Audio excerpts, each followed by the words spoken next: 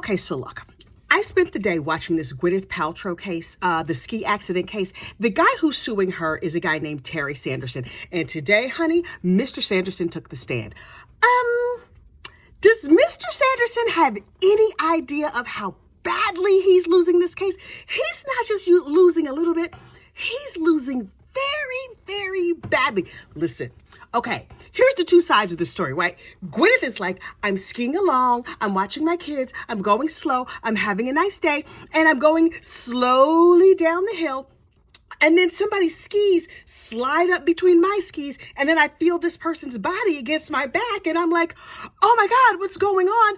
And then I hear, oh, and this guy hits me, and then we fall to the side and roll over, and I end up on top of him. And then the ski instructor comes and takes our skis off and helps us get untangled. And I'm so annoyed because this dude has run into the back of me.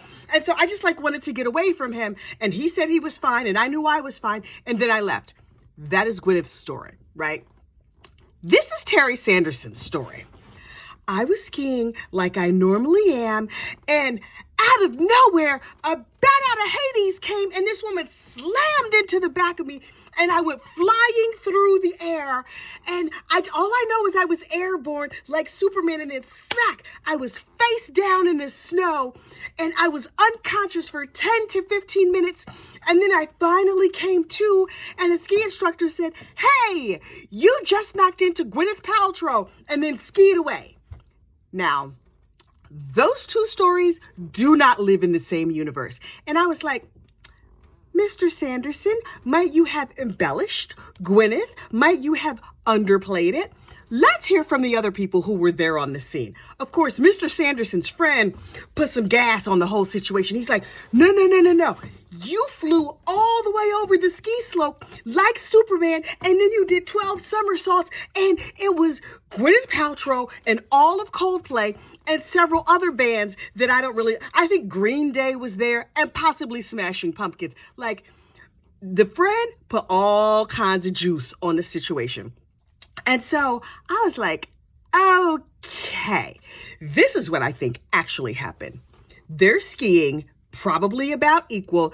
It's pretty evident from my investigation, aka watching it on TV, that this dude ran into her. They sort of fell over, a slow motion crash. The crash was so minor that nobody's skis popped off, right? If you've ever been skiing, I fell down. I've been skiing twice, spent most of the time on my behind, kept falling off. Every time I fell down, both my skis popped off.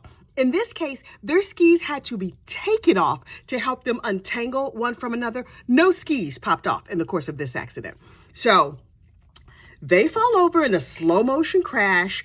They get back up. Gwyneth is pissed because some dude has run into her. This dude who literally was blind in one eye and had diminishing vision in the other eye. We found out today also, he's supposed to be wearing glasses. He does not wear them.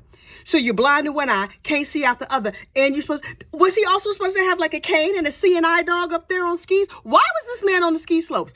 I don't care if you're an avid skier. I don't care if you've been skiing for 35 years. Brother, you needed to be sitting down there doing some, ski. You needed to have a whiskey and a cocoa and a nice lunch. This place is expensive. Deer Valley, a one-day pass or a whole day pass is $500.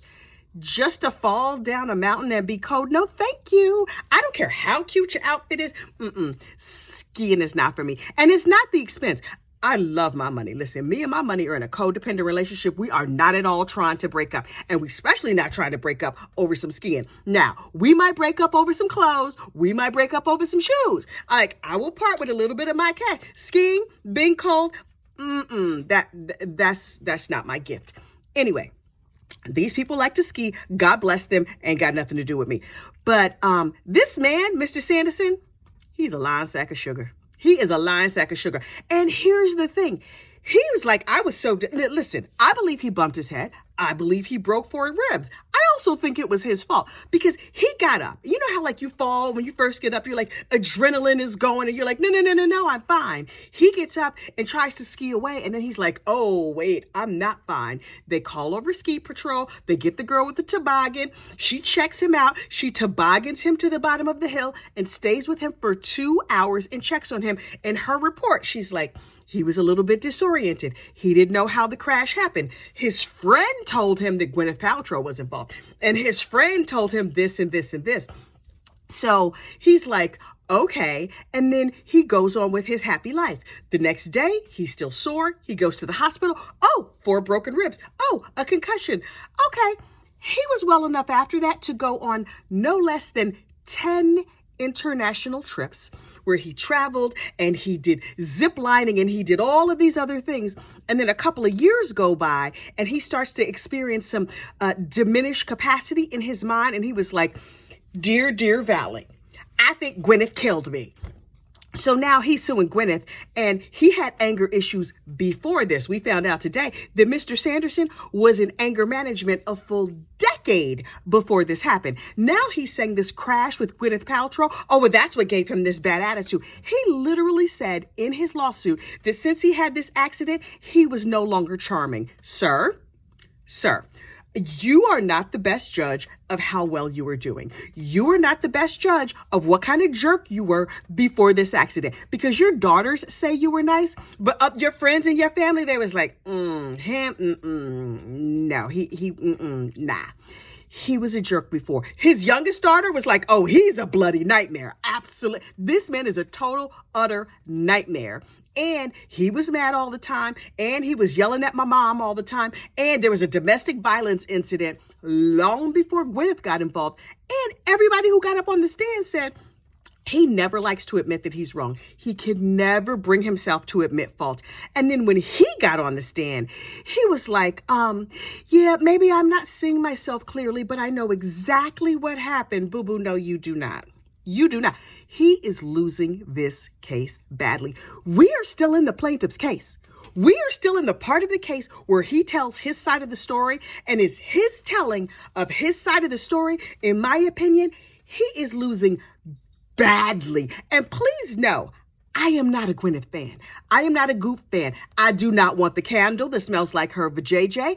I eat and drink more than bone broth and fresh air, because that is a meal for her. An IV of vitamins, a deep breath of fresh air, and some bone broth. No, ma'am, I'm gonna need some bones. I'm gonna need some meat on my bones. I'm gonna need some meat in my broth, and possibly some vegetables, and some fat would be nice too, please. And thank you. That is not Gwyneth's ministry, and God bless her in her breatharian diet. She a breatharian. Good for her. That's why she weighed 3 ounces and I do not. Anyway, Gwyneth is annoying. She annoys me. But you know what she is in this case? She's right. She's not guilty. I would love to find her guilty. Love, just on the strength of she annoys me. Goop annoys me. Did you know she don't even own Goop? She's a minority stake owner in Goop. Okay, girl, so you just let them use your name or whatever. You out here gooping, and that's not even really your company? Okay. I would take a little slice of that Goop money. I'm not going to lie. Yes, a $75 chapstick. You could get one for 99 cents at the store. Yeah, but you buy them from her for $75? Well, we need some gossip, rumor, and innuendo chapsticks. They are $1 million each. Please line up and I'll sell you as many as you need. All of that to say, this case is annoying. The only person on the planet that I find more annoying than Gwyneth Paltrow and her vagina candles is Terry Sanderson. I sincerely, from the bottom of my heart, hope that he loses this case quickly. It's annoying. He's wasting my time. Does he know what other cases I could be watching? No, he does not, because he's only focused on himself. A final thought as this rant wraps up. Like I said, I've only been skiing twice, and I was young when I went skiing, so it was a long time ago. In my mind, ski people who are out here on the slopes are like svelte and sexy and thin, and they're wearing glorious outfits.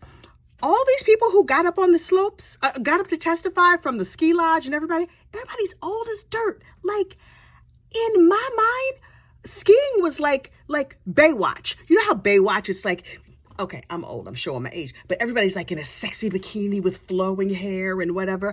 I thought that was ski people.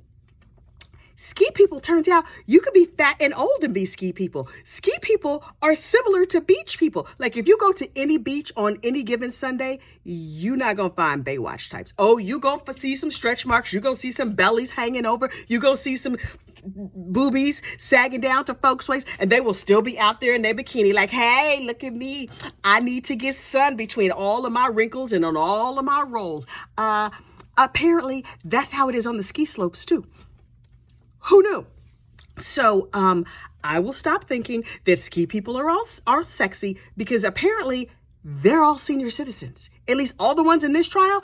The ski teacher, his name was like something youngish sounding, like Brad or something like that. I don't remember. Brad Christensen, something. I was like, oh, he's going to be 12 years old.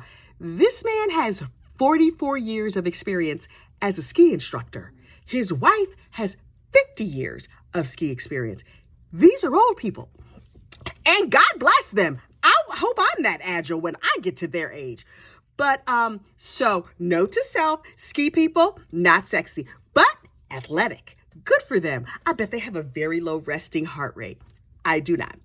Anyway, I'm going to keep watching. I'll tell you what happens tomorrow. But Terry Sanderson, sit your behind down. That's all for now. Bye.